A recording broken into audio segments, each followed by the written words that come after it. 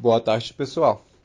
Meu nome é Miguel e hoje, junto com Zay e Vitor, a gente vai apresentar sobre o tema da reciclagem na indústria têxtil. Especificamente, a gente vai falar sobre o contexto brasileiro. A gente desenvolveu uma pesquisa falando dos diferentes temas econômicos, históricos e técnicos de todo o processo da reciclagem da indústria têxtil. Para a estrutura da apresentação, a gente vai tentar responder as seguintes perguntas sobre o tema. Primeiro, como funciona a reciclagem na indústria têxtil no Brasil? Segundo, quanto é explorado esse mercado aqui no Brasil? Terceiro, como ocorre o processo da reciclagem têxtil? O que materiais são usados, o que custos tem e o que subprodutos são gerados? E quarto, pros e motivos em pós do desenvolvimento da reciclagem têxtil no contexto brasileiro. A gente pode observar aqui na esquerda as diferentes imagens das diferentes perspectivas da indústria. Como primeira imagem, a gente pode ver os distintos corantes utilizados para a tensão dos têxteis.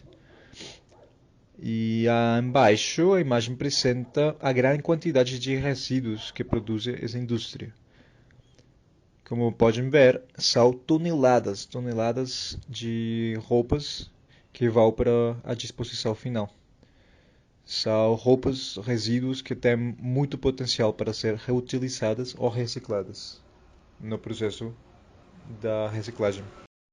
Para falar sobre a história da indústria têxtil no Brasil e a geração dos resíduos, a gente pode começar a falar sobre a ordem de prioridade quanto às ações a serem tomadas como os resíduos sólidos em geral. Tudo isto de acordo com o artigo 9º do capítulo 1º do título 3º da Política Nacional dos Resíduos Sólidos do Brasil.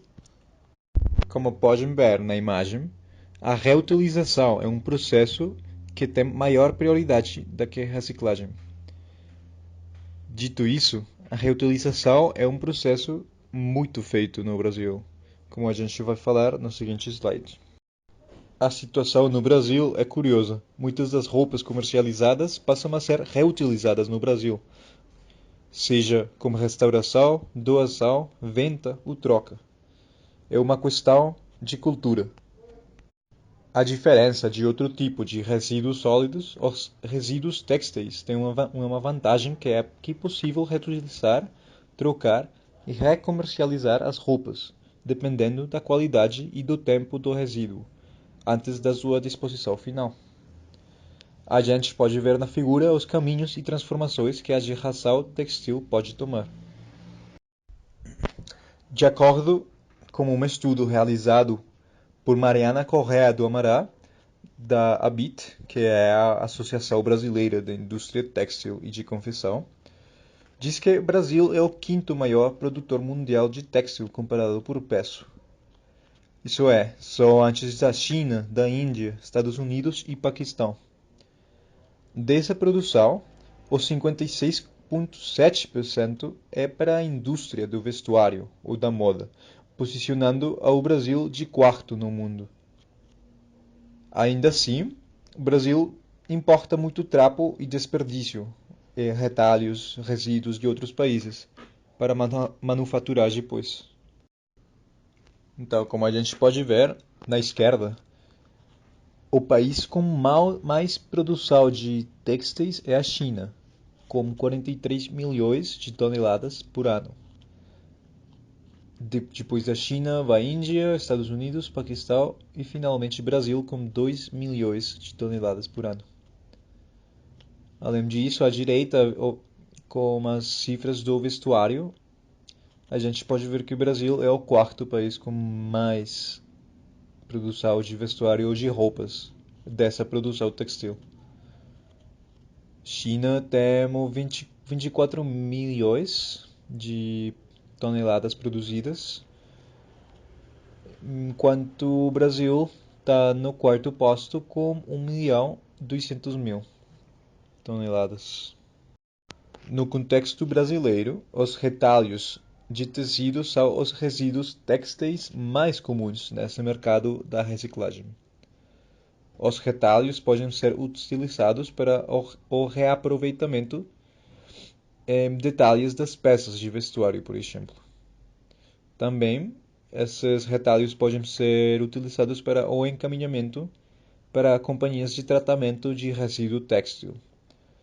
Essas companhias de resíduo têxtil fazem uma triagem específica e acabam com tratar o retalho. As diferentes companhias de tratamento de resíduo têxtil fazem o que se chama um gerenciamento de resíduos. Esse gerenciamento é a triagem do material para depois fazer um melhor encaminhamento possível para cada material, dependendo do tipo de tecido, as considerações ambientais e a disposição final. Na imagem exposta à direita, a gente pode ver um exemplo de estopa, que é um tipo de retalho fragmentado. De maneira geral, os retalhos, ainda que sejam gerados antes da comercialização, também são considerados resíduos.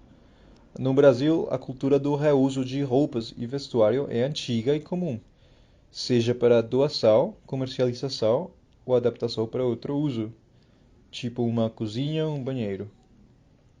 Na imagem do centro, a gente pode ver uma maneira em que as roupas podem ser reutilizadas para a recomercialização e troca, com lojas tipo brechós em Brasil.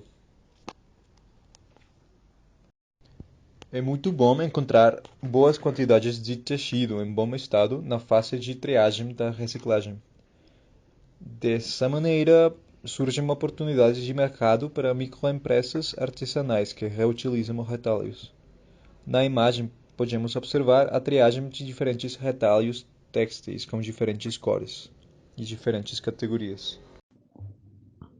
Olá, Sala, tudo bem? Aqui é o Vitor. Eu vou falar um pouco sobre o processo de reciclagem dos produtos têxteis. Durante a nossa pesquisa, vimos que havia alguns processos para se realizar a reciclagem de tecidos. Decidimos optar, então, pelo processo que é mais utilizado e mais comum no mercado, que é um processo que ele ocorre em duas etapas: na desfibragem do tecido e na fiação do tecido. Essas são as duas grandes etapas desse processo. Vale ressaltar que esse processo ocorre principalmente para tecidos naturais. A gente também encontrou processos que reciclam tecidos sintéticos, mas a gente não conseguiu encontrar informações suficientes para dar um detalhamento legal nesses processos. E eles são mais rápidos e menos utilizados do que esse que a gente vai comentar agora. A desfibragem é o primeiro passo desse processo, e ela ocorre logo após o material ter passado pela triagem e ter sido separado por tipo de tecido, tamanho de retalho, e para uma reciclagem ainda mais eficiente, seria bom ser separado também por cor de tingimento. A desfibragem, ela começa com a lavagem dos materiais para retirar todo tipo de sujeira e corpos estranhos que não seja do tecido e esteja misturado ao material. Com o material lavado e de certa forma puro, será realizada a escolha do material para ser colocado na esteira da máquina de desfibragem, pois dependendo do material que é colocado na esteira, o produto dessa etapa será diferente e, consequentemente, tendo diferentes usos no mercado. Vale ressaltar que, para se obter um produto mais uniforme, é de boa prática colocar os retalhos em tamanho uniforme na esteira, facilitando a atividade da esteira e tendo um bom material, uma boa estopa como resultado. Após a seleção dos retalhos, o material será depositado na esteira, que leva para dentro da máquina de desfibragem. Essa máquina tem a finalidade de triturar e rasgar o material por meio de agulhas que giram e vibram em alta velocidade, quebrando as fibras do tecido. O produto final será algo parecido com uma estopa, com um algodão de tecido todo rasgado e triturado, que vocês podem ver em algumas imagens que tem a seguir. Agora eu vou falar um pouco sobre as máquinas de desfibragem. As máquinas de desfibragem possuem diversos modelos no mercado. Elas variam principalmente na quantidade de peso de tecido que elas suportam para processar de uma única vez. E elas também variam pela lâmina para retalhação do tecido. A maior parte das máquinas usam as agulhas, que trituram e rotacionam e destroem as fibras do tecido. Tem outras máquinas que usam lâminas, umas lâminas que usam outro processo de trituração do material, mas essas máquinas são bem menos utilizadas. As mais utilizadas são com as agulhas vibrantes. Outra boa prática pelas empresas que trabalham com volume muito grande de material, de retalho para produzir a estopa, é colocar essas máquinas no sistema em série, tipo uma atrás da outra, uma esteira ligada na outra. Porque dessa forma o tecido vai ser desfibrado de uma forma mais eficaz e você vai ter um produto muito mais uniforme. Então, para uma empresa que possui muito tecido, ao invés dela colocar máquinas para ficar desfibrando o dobro da quantidade de tecido, vale mais a pena para ela ter um produto uniforme, ela colocar as máquinas em série e sair uma quantidade desfibrada de uma vez só, mas sair bem desfibrada. A primeira imagem desse slide são produtos desfibrados. Como vocês podem ver, são apresentados 6 tipos. Eu tirei essas imagens de uma loja onde o foco dela é vender esse tipo de produto. Desses 6 tipos, dá para notar que eles são separados por tipo de material, podendo ser sintético, natural, misto, tipo de tecido, podendo ser jeans, algodão ou qualquer outro tipo de tecido. O primeiro exemplo, se vocês verem dos 6, o primeiro mais à esquerda, ele é feito só de jeans. E também é separado o material por cor. Como vocês podem ver, tem 2 brancos aí, que é feito só com tecido branco. Um deles é feito só de material sintético e o outro é feito só de material natural. E os outros 3 exemplos que tem na imagem são produtos mistos. Então a cor dele é uma cor meio estranha, meio acinzentada, porque são vários tipos de tecidos misturados. A segunda imagem é a imagem de uma máquina de desfibragem. Como vocês podem ver, ela está até dando um enfoque nas agulhas que eu citei, que elas vibram. E essa primeira etapa ela é a mais importante do processo, porque no fim da primeira etapa a gente obtém o produto desfibrado e esse já pode ser comercializado em diversos mercados, como estopa. O produto em geral ele já é um tipo de estopa. E ele tem a possibilidade de ser utilizado para enchimento de estofados, utilizado para produtos automobilísticos, até o enchimento de banco de carro, enchimento de artesanatos, bonecas de pano, um exemplo, enchimento de sacos de boxe e outros materiais do esporte. E eles podem fazer mantas geotêxteis também para ser colocado entre as paredes, assim, ter um isolamento geotérmico melhor, um isolamento sonoro melhor. Esses exemplos que eu citei, eles são primordiais para o uso desse material, porque eles são exemplos que você não necessita de uma cor específica do material, ou então de um tecido específico do material. Ele pode ser um negócio totalmente misto, com cor. O jeans é muito utilizado nesse material porque é um tecido mais grosseiro, então qualquer outro tipo de tecido grosseiro, ou uma mistura, um processo menos trabalhado, onde você separa menos na fase de triagem, que dá um produto muito misto, ele é muito bom para ser utilizado nesses mercados que eu citei, porque eles não exigem um detalhamento tão bom assim, uma cor de produto, por exemplo, específica. Nesse slide agora, a gente vê a fase de fiação. E com o início dessa fase de fiação, a gente vê por que a primeira etapa desse processo é tão importante, a parte de desfibragem. Porque o material que resulta, aquela estopa, aquele material desfibrado, ele vai ser a matéria-prima para essa segunda etapa. Daí na fiação, o primeiro passo é a gente pegar esse material desfibrado e adicionar poliéster. Daí a combinação desses materiais em um maquinário que a gente não conseguiu encontrar um nome, nem imagem específica dele, faz com que surjam fibras mistas, que são compostas por fibras artificiais do poliéster e parte das fibras naturais que provavelmente vem dessa estopa e que vieram da etapa anterior, né? E então, esse subproduto é levado para uma máquina chamada maçaroqueira. Tem um exemplo dessa máquina aí no slide que vocês podem ver. A maçaroqueira basicamente ela vai enrolar as fibras em bobinas com auxílio de um filatório e transformar essas fibras em fios.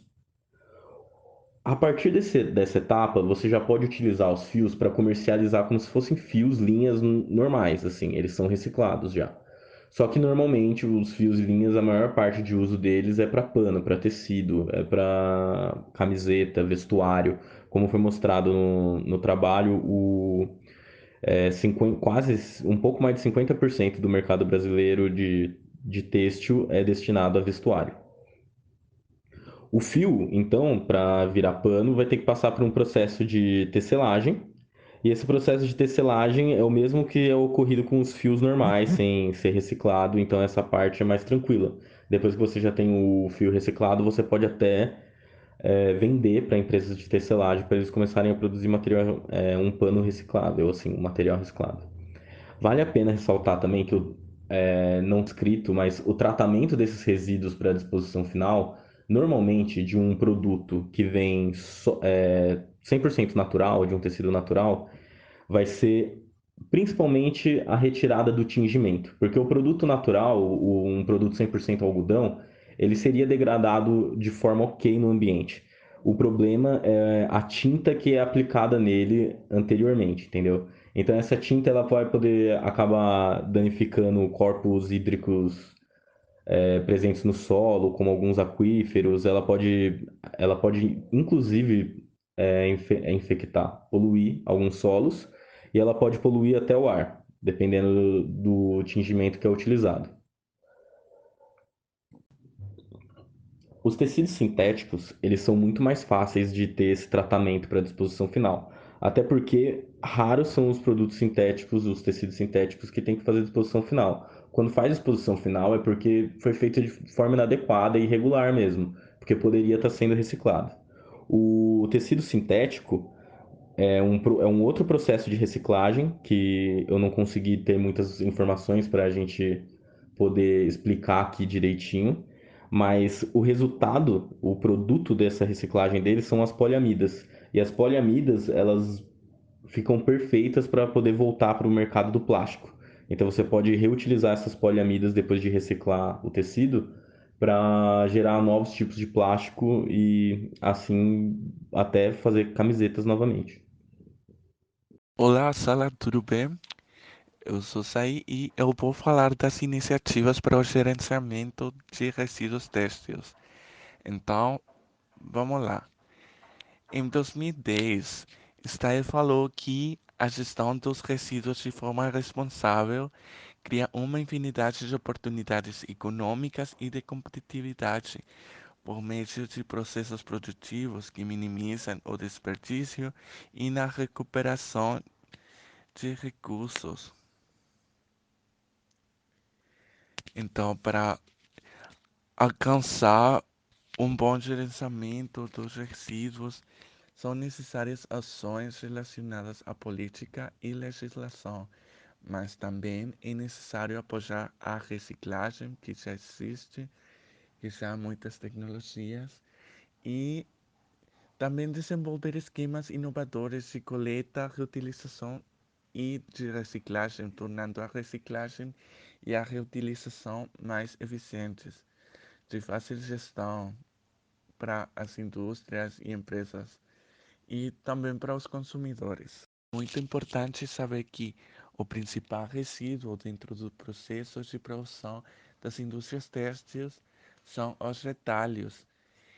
Esses comumente têm como disposição final o aterro sanitário. Aqui na imagem você pode ver que há muitas possibilidades de destinação dos resíduos têxteis. Como primeiro exemplo, tem os retalhos dos jeans. Esses poderiam ser reutilizados e utilizados na indústria automobilística. Transformar resíduos em novos produtos e materiais como máximo de eficiência e o mínimo de desperdício é o caminho adotado por diversos setores da indústria, forçada pelo aumento crescente na demanda de recursos naturais finitos. O objetivo é chegar a um modelo econômico com zero resíduo, aumentando a vida útil do produto e reaproveitando as matérias-primas.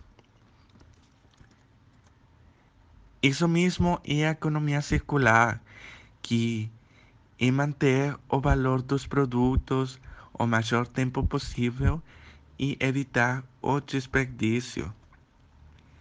Funciona mantendo os recursos na economia quando um produto atinge o fim de sua vida útil para que possa continuar sendo usado com lucro uma e outra vez para criar mais valor. A transição para uma economia circular requer a introdução de mudanças em todas as cadeias de valor, incluindo têxteis, novas maneiras de converter resíduos em um ativo, até novas formas de comportamento do consumidor. Tudo isso implica uma mudança sistêmica completa, além de inovar não apenas em tecnologias, mas também em organização, sociedade, métodos e políticas de financiamento. Tem que saber que tudo em conjunto, produção eficiente, os resíduos, saber que os resíduos são recursos, saber que o consumo tem que ser responsável e que as indústrias tenham uma gestão de resíduos, isso em conjunto é a economia circular. Aqui na imagem vocês podem ver que o fluxograma da economia circular é bem diferente do que é o fluxograma da economia comum que já existe. Então, o principal objetivo aqui é que depois do consumo não existe uma disposição final do resíduo, entendeu?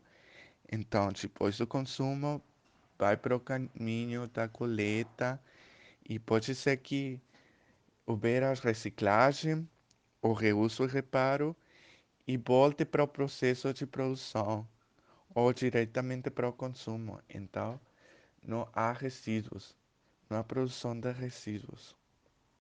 Há um estudo feito pelo Sindicato das Indústrias de Fiação e Telagem do Estado de São Paulo que fala dos resíduos gerados nas indústrias têxteis.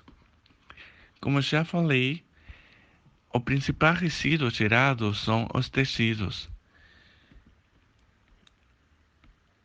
No estado de São Paulo, concentra o 28,1% da produção de vestuário no Brasil.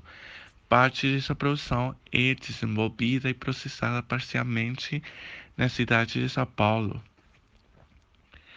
Aqui, os pequenos geradores descartam os resíduos têxteis através da coleta pública, porém não existe controle dos resíduos e os catadores que trabalham na região geram mais problemas de poluição, entupimento de galerias, enchentes e outros impactos ambientais e sociais. Caso contrário, os resíduos produzidos por grandes geradores são levados para um aterro sanitário por empresas de coleta privadas sem que os resíduos sejam utilizados. Aqui na imagem vocês podem ver como até o 2013 foi o descarte de resíduos têxteis na cidade de São Paulo. Vocês podem ver que os catadores foram eles somente que aproveitaram os resíduos através dos pequenos geradores, fizeram uma separação e levaram até indústrias têxteis recicladoras para produzir novos produtos reciclados, enquanto os grandes geradores somente levaram os resíduos até um aterro. Então, o sindicato, em 2013, em parceria com outras instituições que atuam na região, emitiram esforços para desenvolver um projeto de gerenciamento de resíduos têxteis. Portanto, foi realizada uma coleta teste e estudo gravimétrico na região para analisar a qualidade dos resíduos têxteis descartados na região.